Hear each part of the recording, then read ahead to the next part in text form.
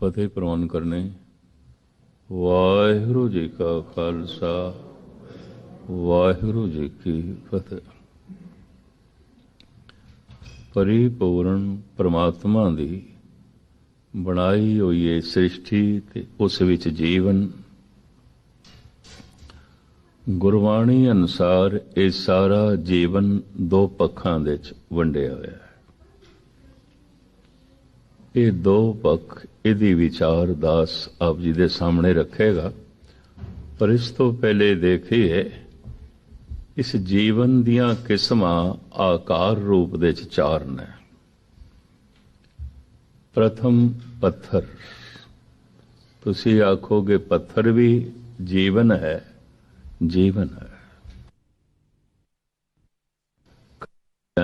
Cell गिर करया, पता नहीं कितने लंबे समय तक ऐ मनुख तू पत्थर ही से। आकार चार प्रकार दा है। प्रथम पत्थर, पत्थर दी लंबी यात्रा और उसका जिहड़ा दूजा रूप प्रगट होया मिट्टी बन के, वो है बनस्पति। ये जरा कोमल है। पत्थर ठोस है, पत्थर सख्त है, लेकिन बनस्पति थोड़ी जिया जागी हुई है। अगर पत्थर ना होंदा तो बनस्पति नहीं होनी सी। पत्थर ही लंबी लखां साल दी यात्रा तो बाद मिट्टी बन के बनस्पति दी शक्ल दे प्रगट होया। फिर बनस्पति होर कोमल होई। लखां साल दी लंबी यात्रा तो बाद जिन्हां रूपां दे प्रगट होई वो पशु पक्षी।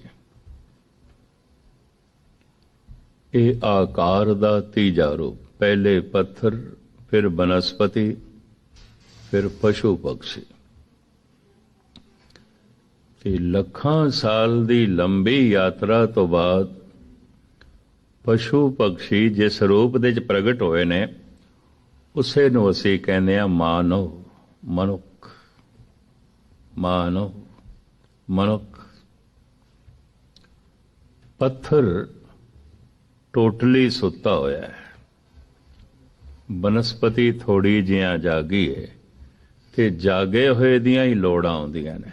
बनस्पति दी लोड़ है, उहनूं पानी चाहीदा, पत्थर नूं नहीं चाहीदा। बनस्पति सर्दी गर्मी नूं भी महसूस करती है, पत्थर नहीं करता।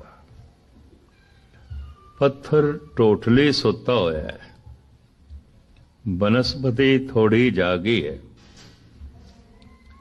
फिर पशु पक्षी बनस्पति तो भी ज्यादा जागे न,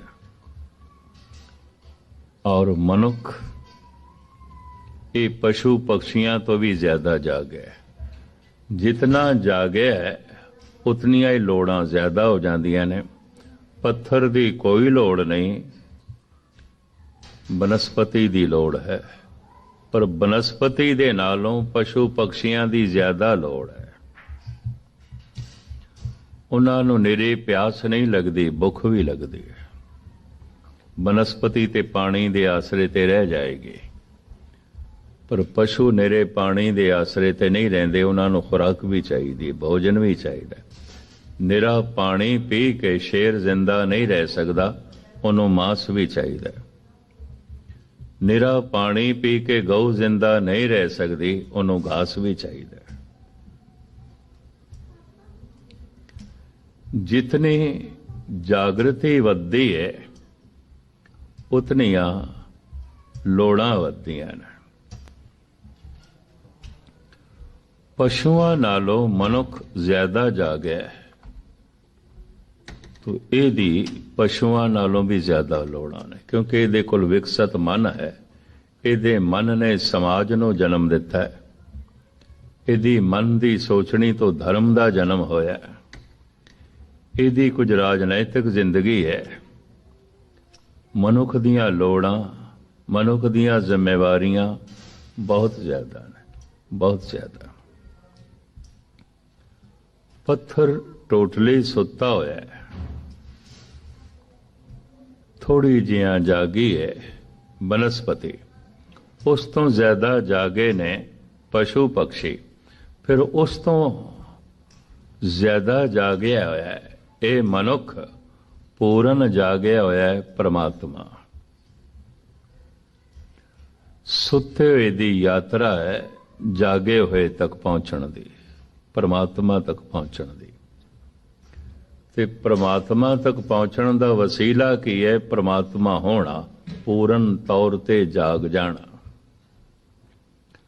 ਪਹੁੰਚਣਾ ਉਸ ਕੋਲ ਆਉਂਦਾ ਜੋ ਆਪਣੇ ਤੋਂ ਦੂਰ ਹੋਵੇ, ਉਹ ਤੇ ਵਿਆਪਕ ਹੈ। ਤੇ ਖੋਜਣਾ ਵੀ ਉਸ ਨੂੰ ਆਉਂਦਾ ਜਿਹੜਾ ਗੁੰਮ ਹੋ ਗਿਆ ਹੋਵੇ, ਉਹ ਗੁੰਮ ਨਹੀਂ ਹੋਇਆ, ਸਿਰਫ ਪਤਾ ਨਹੀਂ ਹੈ। ਜੈਸੇ ਮਨ ਪੂਰਾ ਜਾਗਦਾ ਹੈ, ਉਸ ਦਿਨ ਪਹਿਲਾ ਅਨੁਭਵ ਜਿਹੜਾ ਅਭਿਆਸੀ ਨੂੰ ਆਉਂਦਾ ਹੈ, ਉਹ ਕਹਿੰਦਾ ਲੈ ਤੇ ਮੈਂ ਤੇ ਪ੍ਰਮਾਤਮਾ ਦੇ ਵਿੱਚ ਹੀ ਸੀ, ਉਹਦੇ ਵਿੱਚ ਹੀ ਜੀ ਰਿਹਾ ਸੀ, ਉਸੇ ਵਿੱਚ ਹੀ ਮੇਰਾ ਜਨਮ ਹੋਇਆ, ਉਸੇ ਵਿੱਚ ਹੀ ਸਾਰੇ ਮੇਰੇ ਕਲੋਲ ਚੱਲ ਰਹੇ ਨੇ। ਇਹ ਸਭ ਤੋਂ ਵੱਡੀ ਹੈਰਾਨਗੀ ਹੁੰਦੀ ਹੈ ਇੱਕ ਅਭਿਆਸੀ ਨੂੰ। ਇਸ ਵਾਰਤਾ ਨੂੰ ਧੰਨ ਗੁਰੂ ਗੋਬਿੰਦ ਸਿੰਘ ਜੀ ਮਹਾਰਾਜ ਨੇ ਅਕਾਲ ਉਸਤਤ ਵਿੱਚ ਬਕਾਇਦਾ ਵਰਣਨ ਵੀ ਕੀਤਾ ਹੈ। ਦਿਨ ਏਕ ਅਜਬ ਆਤਮ ਰਾਮ, ਜਹ ਅਮਿਤ ਤੇਜ ਅਬਗਤ ਅਕਾਮ। ਇੱਕ ਦਿਨ ਅਭਿਆਸੀ ਜਪ ਕਰਦਾ ਕਰਦਾ ਉਹਦਾ ਧਿਆਨ ਗਹਿਰਾ ਚਲਾ ਗਿਆ ਔਰ ਉਹਦੇ ਅੰਦਰ ਬੜਾ ਪ੍ਰਬਲ ਪ੍ਰਕਾਸ਼ ਪੈਦਾ ਹੋਇਆ, ਆਨੰਦ ਪੈਦਾ ਹੋਇਆ, ਰਸ ਪੈਦਾ ਹੋਇਆ। ਇਹ ਰਸ ਜਦ ਵੀ ਮਨੁੱਖ ਨੂੰ ਮਿਲਦਾ ਹੈ, ਜ਼ਿੰਦਗੀ ਦੇ ਵਿੱਚ ਪਹਿਲੇ ਮਿਲਦਾ ਔਰ ਪਹਿਲਾ ਹੀ ਅਨੁਭਵ ਹੁੰਦਾ ਹੈ, ਇਸ ਤੋਂ ਪਹਿਲੇ ਨਹੀਂ ਮਿਲਿਆ ਹੁੰਦਾ। ਅਗਰ ਇਸ ਤੋਂ ਪਹਿਲੇ ਮਿਲਿਆ ਹੋਵੇ ਫਿਰ ਜਨਮ ਹੀ ਨਾ ਹੋਵੇ। ਇਹ ਪਹਿਲਾ ਅਨੁਭਵ ਹੁੰਦਾ ਹੈ। ਇਸ ਅਨੁਭਵ ਦੇ ਨਾਲ ਹੈਰਾਨਗੀ ਵੀ ਹੁੰਦੀ ਹੈ। ਬੜੇ ਧਿਆਨ ਨਾਲ ਸੁਣਨਾ। ਧੀਆਂ ਪੁੱਤਰ ਸਾਨੂੰ ਕਈ ਦਫਾ ਮਿਲ ਚੁੱਕੇ ਨੇ, ਕਈ ਜਨਮਾਂ 'ਚ ਮਿਲ ਚੁੱਕੇ ਨੇ। ਪਦਾਰਥ ਸਾਨੂੰ ਕਈ ਜਨਮਾਂ 'ਚ ਮਿਲ ਚੁੱਕੇ ਨੇ। ਐਸੇ ਘਰ ਹਮ ਬਹੁਤ ਬਸਾਏ, ਜਬ ਹਮ ਰਾਮ ਗਰਭ ਹੋਏ ਆਏ। ਕਬੀਰ ਕਹਿੰਦੇ ਨੇ ਜਿਸ ਦਿਨ ਦਾ ਮੇਰਾ ਰਾਮ ਨਾਮ ਦੇ 'ਚ ਵਾਸਾ ਹੋਇਆ, ਪ੍ਰਮਾਤਮਾ ਦੇ 'ਚ ਵਾਸਾ ਹੋਇਆ, ਮੈਨੂੰ ਇੱਕ ਸਮਝ ਪਈ ਹੈ ਇਹੋ ਜਿਹੀਆਂ ਦੇ ਘਰ ਤੇ ਮੈਂ ਕਈ ਵਸਾਏ ਨੇ, ਇਹੋ ਜਿਹੀਆਂ ਦਾ ਜਨਮ ਤੇ ਮੇਰਾ ਕਈ ਦਫਾ ਹੋ ਚੁੱਕਿਆ, ਇਸ ਤਰ੍ਹਾਂ ਦੇ ਸੰਬੰਧ ਤੇ ਮੇਰੇ ਕਈ ਦਫਾ ਜੁੜ ਚੁੱਕੇ ਨੇ। ਇੱਕ ਸੂਫੀ ਫਕੀਰ ਵੀ ਐਸਾ ਕਹਿੰਦਾ ਹੈ, ਸ਼ਮਸ ਤਬਰੇਜ਼, ਬਾਜ਼ ਆਮਦਮ ਤਾ ਯਾਰ ਰਾ ਮਹਿਮਾ ਕੁਨਮ। ਕਹਿੰਦਾ ਮੈਂ ਬਾਰ ਬਾਰ ਇਸ ਦੁਨੀਆ ਦੇ ਚ ਆਇਆ, ਇੱਕ ਦਫਾ ਨਹੀਂ, ਬਾਰ ਬਾਰ। ਇਸ ਦੀ ਪੁੱਠੀ ਖਲ ਮੁਲਤਾਨ ਦੇ ਨਵਾਬ ਨੇ ਲਵਾਈ ਸੀ, ਇਹਨੂੰ ਸ਼ਹੀਦ ਕੀਤਾ ਸੀ। ਕਿਉਂ? ਇਸਲਾਮ ਬਾਰ-ਬਾਰ ਦੇ ਜਨਮ ਨੂੰ ਨਹੀਂ ਮੰਨਦਾ। ਇਹ ਆਪਣੀਆਂ ਪਿਛਲੀਆਂ 9 ਮਾਵਾਂ ਦੇ ਨਾਮ ਹੀ ਦੱਸਦਾ ਸੀ। ਕਾਜ਼ੀ ਨੇ ਫਤਵਾ ਲਾਇਆ ਸੀ, ਇਸਲਾਮ ਬਾਰ-ਬਾਰ ਦੇ ਜਨਮ ਨੂੰ ਨਹੀਂ ਮੰਨਦਾ। ਈਸਾਈਅਤ ਵੀ ਨਹੀਂ ਮੰਨਦੀ, ਯਹੂਦੀ ਵੀ ਨਹੀਂ ਮੰਨਦੇ, ਪਾਰਸੀ ਵੀ ਨਹੀਂ ਮੰਨਦੇ। 4 ਧਰਮ ਜੋ ਮਿਡਲ ਈਸਟ ਦੇ ਵਿੱਚ ਪੈਦਾ ਹੋਏ ਨੇ, ਪੁਰਾਣਾ ਧਰਮ ਯਹੂਦੀ, ਫਿਰ ਈਸਾਈ, ਫਿਰ ਪਾਰਸੀ, ਫਿਰ ਇਸਲਾਮ। ਇਸਲਾਮ ਨੂੰ ਨਵਾਂ ਧਰਮ ਕਹਿੰਦੇ। ਇਹਨਾਂ 4ਾਂ ਦੇ ਰਹਿਬਰ ਨੇ ਮੂਸਾ ਹੈ, ਈਸਾ ਹੈ, ਜਰਦਰਸਤ ਨੇ, ਮੁਹੰਮਦ ਸਾਹਿਬ ਨੇ। ਇਹ ਚਾਰੇ ਦੇ ਚਾਰੇ ਬਾਰ-ਬਾਰ ਦੇ ਜਨਮ ਨੂੰ ਨਹੀਂ ਮੰਨਦੇ। ਇਹੀ ਜਨਮ ਹੈ। ਤੇ ਆਪ ਸੁਣ ਕੇ ਹੈਰਾਨ ਹੋਵੋਗੇ, ਭਾਰਤ ਦੇ ਚ ਵੀ 4 ਹੀ ਧਰਮ ਪੈਦਾ ਹੋਏ ਨੇ। ਇੰਜ ਕਹਿ ਲਓ ਸਾਰੀ ਦੁਨੀਆ ਚ ਬਸੇ 8 ਹੀ ਧਰਮ ਫੈਲੇ ਹੋਏ ਨੇ, ਜਾਂ ਇਹਨਾਂ ਦੀਆਂ ਸ਼ਾਖਾ ਨੇ। ਮੂਲ ਰੂਪ ਦੇ ਚ ਇਹ 8 ਨੇ। 4 ਭਾਰਤ ਦੇ ਚ ਪੁਰਾਣਾ ਧਰਮ ਸਨਾਤਨ ਮਤ, ਫਿਰ ਜੈਨ ਮਤ, ਬੌਧ ਮਤ, ਫਿਰ ਸਿੱਖ ਮਤ। ਮਿਡਲ ਈਸਟ ਦੇ ਚ ਨਵਾਂ ਧਰਮ ਇਸਲਾਮ ਹੈ, ਭਾਰਤ ਦੇ ਚ ਨਵਾਂ ਧਰਮ ਗੁਰਮਤ ਹੈ, ਸਿੱਖ ਧਰਮ ਹੈ। ਭਾਰਤ ਦੇ ਇਹ ਚਾਰੇ ਧਰਮ ਬਾਰ-ਬਾਰ ਦੇ ਜਨਮ ਨੂੰ ਮੰਨਦੇ ਨੇ। ਸਨਾਤਨ ਮਤ ਮੰਨਦਾ ਹੈ, ਜੈਨ ਮੰਨਦੇ ਨੇ, ਬੌਧ ਮੰਨਦੇ ਨੇ। ਬੌਧ ਨੇ, ਮਹਾਤਮਾ ਬੁੱਧ ਨੇ ਤੇ ਆਪਣੇ ਪਿਛਲੇ ਜੀਵਨ ਦੀ ਕਥਾ ਵੀ ਲਿਖ ਦਿੱਤੀ, ਜਿਵੇਂ ਗੁਰੂ ਗੋਬਿੰਦ ਸਿੰਘ ਜੀ ਮਹਾਰਾਜ ਨੇ ਵਿਚਿੱਤਰ ਨਾਟਕ ਦੇ ਚ ਲਿਖੀ ਹੈ। ਅਬ ਮੈਂ ਆਪਣੀ ਕਥਾ ਬਖਾਨੋ, ਉਹ ਹੇਮਕੁੰਡ ਦੇ ਤਪੀਸ਼ਵਰ ਦੱਸਦੇ ਨੇ। ਹੂ ਬਹੁ ਇਹ ਲੰਬੀ ਕਥਾ ਮਹਾਤਮਾ ਬੁੱਧ ਨੇ ਵੀ ਆਪਣੇ ਪਿਛਲੇ ਜਨਮ ਦੀ ਲਿਖੀ ਹੈ। ਕਹਿਣ ਤੋਂ ਮੁਰਾਦ ਸਨਾਤਨ ਮਤ, ਬੌਧ ਮਤ, ਜੈਨ ਮਤ, ਸਿੱਖ ਮਤ ਬਾਰ-ਬਾਰ ਦੇ ਜਨਮ ਨੂੰ ਮੰਨਦਾ। ਪਰ ਯਹੂਦੀ, ਈਸਾਈ, ਪਾਰਸੀ ਔਰ ਇਸਲਾਮ ਨਹੀਂ ਮੰਨਦਾ। ਇਸਲਾਮ ਦੇ ਚ ਇੱਕ ਤਬਕਾ ਹੋਇਆ ਸੂਫੀਆਂ ਦਾ, ਉਹ ਬਾਰ-ਬਾਰ ਦੇ ਜਨਮ ਨੂੰ ਮੰਨਦੇ ਨੇ। ਉਹਨਾਂ ਸੂਫੀਆਂ ਦੇ ਚ ਇੱਕ ਸ਼ਮਸ ਤਬਰੇਜ਼ ਵੀ ਹੋਏ ਨੇ। ਤਬਰੇਜ਼ ਈਰਾਨ ਦਾ ਇੱਕ ਬਹੁਤ ਵੱਡਾ ਸ਼ਹਿਰ ਹੈ। ਉੱਥੇ ਦਾ ਇਸ ਦਾ ਪਾਲਣ ਪੋਸ਼ਣ ਸੀ। ਜਮਿਆਂ ਤੇ ਕਿਧਰੇ ਕਹਿੰਦੇ ਨੇ, ਅੱਜ ਜਿਸ ਨੂੰ ਇਸਰਾਈਲ ਕਹਿੰਦੇ ਨੇ, ਫਲਸਤੀਨ ਦੇ ਚ ਜੰਮਿਆ ਸੀ। ਪੁਰਾਣਾ ਨਾਮ ਇਸ ਦਾ ਕਸਤਨਤੁਨੀਆ ਸੀ, ਸ਼ਾਇਦ ਪੁਰਾਣੇ ਬਜ਼ੁਰਗਾਂ ਨੂੰ ਪਤਾ ਹੋਵੇ। ਬਾਅਦ ਦੇ 'ਚ ਵੰਡ ਹੋਈ ਹੈ, ਯਹੂਦੀਆਂ ਨੂੰ ਇਹ ਇਲਾਕਾ ਦਿੱਤਾ ਗਿਆ ਤੇ ਇਹਨਾਂ ਨੇ ਇਸ ਦਾ ਨਾਂ ਇਸਰਾਈਲ ਰੱਖਿਆ। ਕਿਉਂ? ਜਿਸ ਤੋਂ ਇਹ ਕੌਮ ਚਲੀ ਉਹ ਅਸਰਾ ਤੋਂ ਚਲੀ ਸੀ। ਸ਼ਾਇਦ ਆਪਦੇ ਗਿਆਤ ਦੇ 'ਚ ਹੋਵੇਗਾ, ਹਜ਼ਰਤ ਇਬਰਾਹੀਮ ਦੀਆਂ ਦੋ ਬੇਗਮਾਂ ਸਨ, ਇੱਕ ਅਜਰਾ, ਇੱਕ ਅਸਰਾ। ਸਮਾਂ ਪਾ ਕੇ ਹਜ਼ਰਤ ਇਬਰਾਹੀਮ ਨੇ ਅਸਰਾ ਨੂੰ ਘਰੋਂ ਕੱਢ ਦਿੱਤਾ। ਇਹ ਛੋਟੀ ਸੀ ਔਰ ਜਦੋਂ ਘਰੋਂ ਕੱਢਿਆ ਇਹ ਗਰਭਵਤੀ ਸੀ। ਇਹਦੀ ਕੁੱਖ ਤੋਂ ਜਿਸ ਬੱਚੇ ਦਾ ਜਨਮ ਹੋਇਆ ਉਸ ਤੋਂ ਜਿਹੜੀ ਉਮਤ ਚਲੀ ਉਹ ਅਸਰਾਈਲੀ ਕਹਿਲਾਏ। ਮਾਂ ਨਾਲ ਅਲ ਜੁੜੀ, ਮਾਂ ਨਾਲ ਗੋਤ ਜੁੜੀ, ਮਾਂ ਦਾ ਨਾਂ ਅਸਰਾ ਸੀ। ਇਹ ਅਸਰਾਈਲੀ ਕਹਿਲਾਏ। ਜਦ ਕਸਤਨਤੁਨੀਆ ਇਹਨਾਂ ਯਹੂਦੀਆਂ ਦੇ ਪੱਲੇ ਪਿਆ ਤਾਂ ਇਹਨਾਂ ਨੇ ਇਸ ਦਾ ਨਾਂ ਅਸਰਾਈਲ ਰੱਖਿਆ। ਮੂਲ ਰੂਪ ਦੇ ਚ ਸ਼ਮਸ ਤਬਰੇਜ਼ ਦਾ ਜਨਮ ਯਹੂਦੀ ਘਰਾਣੇ 'ਚ ਸੀ। ਉਹ ਖੁਦ ਜੋ ਕੁਝ ਕਹਿੰਦਾ ਹੈ ਉਹ ਮੈਂ ਤੁਹਾਡੇ ਸਾਹਮਣੇ ਰੱਖਾਂ। ਚੇ ਤਦਬੀਰੇ ਐ ਮੁਸਲਮਾਨਮ ਕਿ ਮਨ ਖੁਦਰਾ ਨਵੇਂ ਦਾਨਮ। ਐ ਮੁਸਲਮਾਨੋ, ਮੈਨੂੰ ਕੁਛ ਨਹੀਂ ਪਤਾ ਮੈਂ ਕੌਣ ਹਾਂ। ਮੈਂ ਤੇ ਲੱਭ ਰਿਹਾ, ਕਈ ਜਨਮਾਂ ਤੋਂ ਲੱਭ ਰਿਹਾ ਮੈਂ ਆਪਣਾ ਮੂਲ, ਮੈਂ ਕਿੱਥੋਂ ਆਇਆ, ਮੈਂ ਕੌਣ ਹਾਂ। ਫਿਰ ਅਗਾਂਹ ਚੱਲ ਕੇ ਕਹਿੰਦਾ ਹੈ, ਸਰਮਦ ਗਮੇ ਇਸ਼ਕ ਬੁਲ ਹਵਸ ਰਾਹ ਨਾ ਦੇਹੰਦ। ਸੋਜ਼ੇ ਦਿਲ ਪਰਵਾਨਾ ਮਗਜ਼ ਰਾਹ ਨਾ ਦੇਹੰਦ। ਬੜੀਆਂ ਇਸ ਦੀਆਂ ਉੱਚੀਆਂ ਉਡਾਰੀਆਂ, ਪਰ ਨਾਲੇ ਕਬੂਲ ਕਰਦਾ ਅਜ਼ ਦੀਨੇ ਯਹੂਦ ਸੂਏ ਬਾ ਇਸਲਾਮ ਸ਼ੁਦੀ। ਐਗਾ ਤੇ ਮੈਂ ਯਹੂਦੀ ਸੀ, ਅਜ਼ ਦੀਨੇ ਯਹੂਦ, ਯਹੂਦੀ ਸੀ ਮੈਂ, ਤੇ ਮੁਸਲਮਾਨਾਂ ਦੀ ਸੰਗਤ ਹੋਈ, ਇਸਲਾਮ ਕਬੂਲ ਕਰ ਲਿਆ। ਸੂਫੀਆਂ ਦੀ ਸੰਗਤ ਹੋਈ, ਇਸਲਾਮ ਕਬੂਲ ਕਰ ਲਿਆ। ਮਾਲੂਮ ਨਾ ਸ਼ੁਦ ਐ ਖੁਦਾਵੰਦ ਅਹਿਮਦ। ਬਰਗਸਤਾ ਬਸੂਏ ਲਛਮਨੋ ਰਾਮ ਸੁਦੀ।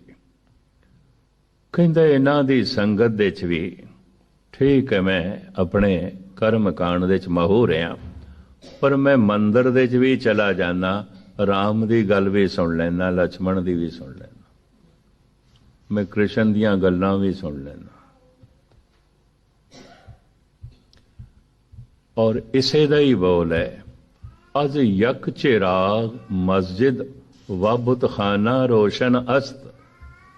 ਦੀਵਾ ਤੇ ਮੈਨੂੰ ਇੱਕੋ ਹੀ ਜਲਦਾ ਹੋਇਆ ਦਿਖਾਈ ਦਿੰਦਾ ਹੈ, ਮਸਜਿਦ ਦੇ ਤੇ ਮੰਦਰ ਦੇ ਵਿੱਚ। ਅਜ ਯਕ ਚਿਰਾਗ ਮਸਜਿਦ व ਬੁਤਖਾਨਾ ਰੋਸ਼ਨ ਅਸਤ। ਦਰ ਹੈਰਤਮ ਕਿ ਦੁਸ਼ਮਨੇ ਕੁਫਰੋਂ ਦੀ ਚਿਰਾਸ। हैरान हाँ मैं, ये कुफर ते दीन दा झगड़ा की है, आ मैनू नहीं पता। तो मुख्तसर मैं अर्ज करा, इहदे उत्ते फितवा आयद किया गया। तू मंदिर भी चला जाना, तू रमजान दे दिनां च रोटी भी खा लेना, और फिर तू बार बार दे जन्म नूं भी मनदा है। अपनियां 9 मावां दे नाम भी उसने दसे ने, पिता दा नां नहीं लिखिया।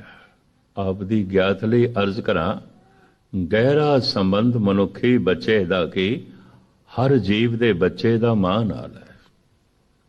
पिता दा संबंध सिर्फ एक्सीडेंटल है और कुछ भी नहीं है, ये भी मैं अर्ज करते हैं। गहराई ਬੱਚਾ ਸਾਰੀ ਮਾਂ ਤੋਂ ਲੈਂਦਾ। ਗਰਭ ਦੇ ਚ ਬੱਚਾ ਹੈ। ਪ੍ਰਾਚੀਨ ਕਾਲ ਦੇ ਰਿਸ਼ੀ ਮੁਨੀ ਕਹਿੰਦੇ ਸਨ, ਮਾਂ ਦਾ ਆਹਾਰ ਹੀ ਉਸ ਬੱਚੇ ਦਾ ਆਹਾਰ ਹੈ। ਮਾਂ ਜੋ ਖਾਂਦੀ ਹੈ ਉਹੀ ਉਸ ਨੂੰ ਮਿਲ ਰਿਹਾ, ਉਸੇ ਨਾਲ ਉਹ ਬਣ ਰਿਹਾ। ਜਿੱਥੇ ਮਾਂ ਦਾ ਆਹਾਰ ਗਰਭ ਕਾਲ ਦੇ ਬੱਚੇ ਦਾ ਆਹਾਰ ਹੈ, ਉੱਥੇ ਮਾਂ ਦੇ ਵਿਚਾਰ ਹੀ ਉਸ ਨੂੰ ਪ੍ਰਭਾਵਿਤ ਕਰਦੇ। ਉਸ ਨਾਲ ਹੀ ਉਹਦੇ ਸੰਸਕਾਰ ਬਣਦੇ ਹਨ। ਏਸ਼ੀਆ ਦੇ ਸਮੁੱਚੇ ਏਸ਼ੀਆ ਦੇ ਚ ਬੱਚਾ ਗਲਤ ਹੋਵੇ, ਗਾਲ ਮਾਂ ਨੂੰ ਕੱਢਦੇ ਨੇ। ਹੈਰਾਨਗੀ ਹੈ ਵੀ ਗਲਤੀ ਤੇ ਬੱਚੇ ਨੇ ਕੀਤੀ ਹੈ, ਗਾਲ ਮਾਂ ਨੂੰ ਕਿਉਂ ਕੱਢਦੇ ਨੇ? ਦਰਅਸਲ ਬੱਚੇ ਦੇ ਚ 90% ਮਾਂ ਹੀ ਹੈ। ਇਹ ਵੀ ਮਰਜ਼ ਕਰਦੇ। ਦੂਰ ਕਿਉਂ ਜਾਓ? गुरु रामदास का एक वाक मैं थोड़े सामने रख लें, प्रकरण मेरा नहीं तो इसे पास ही सारा टाइम लग जाएगा। गुरु रामदास जी भी जिम्मेवार मां नूं ठहरांदे ने, भाई गुरदास भी जिम्मेवार मां नूं ठहरांदे ने, गुरु नानक माता नूं जिम्मेवार ठहरांदे ने, और इस तो इलावा कवि तुलसी उपनिषदां दे ऋषि 90% मां नूं जिम्मेवार ठहरांदे ने। जिन हर हिरदे नाम न बस्यो, तिन मात कीजे हर बांजा। तिन सुनी दे फिरे बिन नावे, ओए खप खप मोए करांजा। जिसने प्रभु दा नाम नहीं जपिया, बेहतर सी ओदी मां बांझ रहिंदी। बांझ बंजर, बई ये धरती हरी भरी क्यों हुई है, गोद हरी क्यों हुई है? ये तो बहुत ਵੱਡੀ ਤਾੜਨਾ ਹੈ ਮਾਂ ਨੂੰ। ਕਿਸੇ ਧਰਤੀ ਨੂੰ ਆਖਿਆ ਜਾਏ ਤੂੰ ਸੁੱਕੀ ਸੜੀ ਰਹਿ, ਇਹ ਤੇ ਧਰਤੀ ਲਈ ਸਰਾਪ ਹੈ। ਤੇ ਕਿਸੇ ਮਾਂ ਨੂੰ ਆਖਿਆ ਜਾਏ ਤੇਰੀ ਗੋਦ ਕਦੀ ਹਰੀ ਨਾ ਹੋਵੇ, ਇਹ ਤੇ ਬਹੁਤ ਵੱਡਾ ਸ਼ਰਾਪ ਹੈ। ਗੁਰੂ ਰਾਮਦਾਸ ਕਹਿ ਰਹੇ ਨੇ, ਜਿਨ ਹਰ ਹਿਰਦੇ ਨਾਮ ਨਾ ਬਸਿਓ, ਤਿਨ ਮਾਤ ਕੀਜੇ ਹਰ ਬਾਂਝਾ। ਇਹ ਕਾਦਰ ਕਰੀਮ, ਉਹ ਮਾਂ ਤੇ ਬਾਂਝ ਹੀ ਰਹਿੰਦੀ ਹੈ। ਤਿਨ ਸੁਣੀ ਦੇ ਫਿਰੇ ਬਿਨ ਨਾਵੇਂ, ਓਏ ਖਪ ਖਪ ਮੋਏ ਕਰਾਂਜਾ। ਕਬੀਰ ਜ਼ਰਾ ਇਸ ਤੋਂ ਵੀ ਅੱਗੇ ਬੜੀ ਗਹਿਰੀ ਚੋਟ ਕਰਦਾ ਹੈ, ਉਹ ਵੀ ਸੁਣ ਲਓ। ਕਬੀਰ ਕਹਿੰਦੇ ਨੇ, ਜੈ ਕੁਲ ਪੂਤ ਨਾ ਗਿਆਨ ਵਿਚਾਰੀ, विधवा कसना भई मैं तारी। अर्थ करन लग्या जबान भी कम दी गए। कबीर, जय कुल पूत ना ज्ञान विचारी, विधवा कसना भई मैं तारी। बहुत लंबे समय तो भारत दे ऋषि मुनियां दी पकड़ दे च एक गल आई, जो जीव आत्मा है ਉਹ ਮਾਂ ਦੇ ਸੰਸਕਾਰਾਂ ਦੇ ਨਾਲ ਉਸਦਾ ਮੇਲ ਹੋਵੇ ਤੇ ਗਰਭ ਧਾਰਨ ਕਰਦੀ ਹੈ। ਫਿਰ ਮੂਲ ਰੂਪ ਦੇ ਚ ਉਹਦੇ ਸੰਸਕਾਰਾਂ ਨੂੰ ਪਨਪਾਉਂਦੀ ਹੈ ਮਾਂ। ਮਾਂ ਤੋਂ ਹੀ ਆਹਾਰ ਮਿਲਦਾ ਹੈ, ਫਿਰ ਮਾਂ ਤੋਂ ਹੀ ਵਿਚਾਰ ਮਿਲਦੇ। ਜਮਿਆ ਹੈ, ਕੁਦਰਤ ਨੇ ਭੋਜਨ ਵੀ ਮਾਂ ਨੂੰ ਹੀ ਦਿੱਤਾ ਹੈ, ਉਹਦੇ ਹੀ ਅਸਤਰਾਂ ਦੇ ਵਿੱਚ ਦੁੱਧ ਬਣਦਾ, ਉਹਦੀ ਖੁਰਾਕ ਹੈ। ਤੇ ਜੇ ਭੋਜਨ ਇਸ ਬੱਚੇ ਦਾ ਮਾਂ ਦੇ ਕੋਲ ਹੈ, ਮਾਂ ਦੇ ਤਨ ਦੇ ਅੰਦਰ ਹੈ, ਆਪਦੀ ਗਿਆਤ ਲਈ ਅਗਰ ਲੋਰੀ ਦੇਂਦਿਆਂ ਮਾਂ ਵਾਹਿਗੁਰੂ ਵਾਹਿਗੁਰੂ ਦਾ ਜਪ ਕਰੇ, ਉਸ ਵਾਈਬ੍ਰੇਸ਼ਨ ਦੇ ਚ ਉਹ ਜਿਹੜੇ ਬੱਚੇ ਦੀ ਪਲ ਹੈ, ਉਹਦੇ ਨਾਲ ਉਹਦੇ ਸੰਸਕਾਰ ਬਣਨਗੇ। ਪ੍ਰਾਚੀਨ ਰਿਸ਼ੀ ਮੁਨੀ ਇਸ ਤਰ੍ਹਾਂ ਕਹਿੰਦੇ ਸਨ। ਔਰ ਜੋ ਗਰਭ ਦੇ ਚ ਬੱਚਾ ਹੈ, ਉਸ ਸਮੇਂ ਵੀ ਅਗਰ ਮਾਂ ਸਹੀ ਸੋਚੇ, ਧਰਮ ਗ੍ਰੰਥ ਪੜ੍ਹੇ, ਪ੍ਰਭੂ ਚਿੰਤਨ ਕਰੇ, ਇਹ ਸੰਸਕਾਰ ਉਸ ਬੱਚੇ ਨੂੰ ਮਿਲਣਗੇ। ਪਹਿਲੀ ਸੰਗਤ ਬੱਚੇ ਦੀ ਮਾਂ ਦੀ, 90% ਮਨੁੱਖੀ ਬੱਚੇ ਦੇ ਚ ਮਾਂ ਹੈ। ਸਤੀ ਮਾਂ ਹੈ ਤੋ ਸ਼ਮਸ ਤਬਰੇਜ਼ ਜੈਸੇ ਫਕੀਰ ਨੂੰ ਆਪਣੀਆਂ 9 ਮਾਵਾਂ ਦੇ ਨਾਂ ਤੇ ਯਾਦ ਰਹਿ ਗਏ ਨੇ, ਪਿਤਾ ਦੀ ਯਾਦ ਨਹੀਂ ਜਾਂਦੀ। ਉਹਦੇ ਕੋਲ ਪੁੱਛਿਆ ਗਿਆ ਸੀ, ਪਿਤਾ ਕੌਣ ਸਨ? ਕਹਿੰਦਾ ਮੇਰੀ ਚੇਤਨਾ ਨਹੀਂ ਜਾਂਦੀ, ਮੇਰੀ ਪਕੜ ਦੇ ਚ ਨਹੀਂ ਆਉਂਦੇ, ਮਾਂ ਪਕੜ ਦੇ ਚ ਆਉਂਦੀ ਹੈ। ਉਹਨੇ 9 ਮਾਵਾਂ ਦੇ ਨਾਂ ਵੀ ਲਿਖੇ ਨੇ ਆਪਣੇ ਗ੍ਰੰਥ ਦੇ ਅੰਦਰ, ਦੀਵਾਨੇ ਸ਼ਮਸ ਤਬਰੇਜ਼ੀ ਵਿੱਚ, ਬਈ 9 ਮਾਤਾਵਾਂ ਦੀ ਗੋਦ ਵਿੱਚ ਮੈਂ ਖੇਡ ਚੁੱਕਿਆ। ਸਮੁੱਚੇ ਏਸ਼ੀਆ ਵਿੱਚ ਜਦ ਬੱਚੇ ਦੀ ਗਲਤੀ ਦੇਖ ਕੇ ਤੇ ਮਾਂ ਨੂੰ ਗੱਲ ਕੱਢੀ ਜਾਂਦੀ ਹੈ, ਬੰਗਲਾਦੇਸ਼, ਭਾਰਤ ਤੇ ਏਸ਼ੀਆ ਦੇ ਬਾਕੀ ਦੇਸ਼, ਅਫਗਾਨਿਸਤਾਨ ਦੇ ਚ ਵੀ, ਤੇ ਮੈਂ ਉਦੋਂ ਸੋਚੀ ਪੈ ਜਾਂਦਾ ਸੀ, ਗਲਤੀ ਬੱਚੇ ਨੇ ਕੀਤੀ ਹੈ, ਗਾਲ ਮਾਂ ਨੂੰ ਪੈ ਰਹੀ ਹੈ। ਦਰਅਸਲ 90% ਬੱਚੇ ਦੇ ਚ ਮਾਂ ਹੈ, ਮਾਂ ਹੈ। ਇਸ ਕਰਕੇ ਖੈਰ ਸੰਖੇਪ ਦੇ ਜੋ ਹੈ ਮੈਂ ਅਰਜ਼ ਕਰਾਂ, 9 ਮਾਤਾਵਾਂ ਦੇ ਨਾਮ ਸ਼ਮਸ ਤਬਰੇਜ਼ ਨੇ ਦੱਸੇ ਨੇ। ਬਾਰ-ਬਾਰ ਦੇ ਜਨਮ ਨੂੰ ਇਸਨੇ ਮੰਨਿਆ, ਇਸਲਾਮ ਮੰਨਦਾ ਨੇ। ਵਿਚਾਰੇ ਨੂੰ ਮੁਲਤਾਨ ਦੇ ਚ ਪੁੱਠੀ ਖੱਲ ਲਾ ਕੇ ਸ਼ਹੀਦ ਕੀਤਾ ਗਿਆ, ਇਹਨੂੰ ਮਾਰ ਦਿੱਤਾ ਗਿਆ।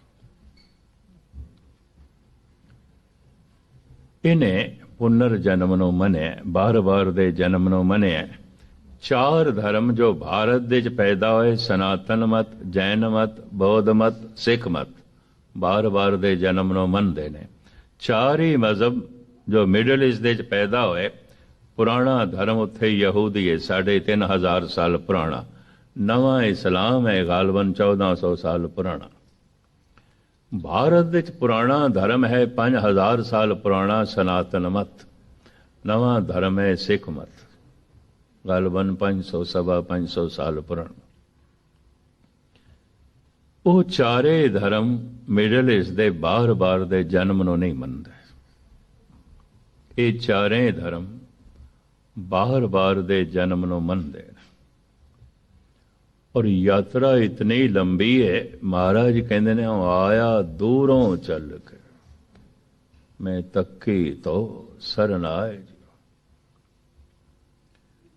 ਕਵਨ ਗੁਣ ਪ੍ਰਾਨਪਤ ਮਿਲੋ ਮੇਰੀ ਮਾਈ, ਰੂਪਹੀਨ ਬੁੱਧ ਬਲਹੀਨੀ ਮੋਏ ਪਰਦੇਸਨ ਦੂਰ ਤੇ ਆਈ।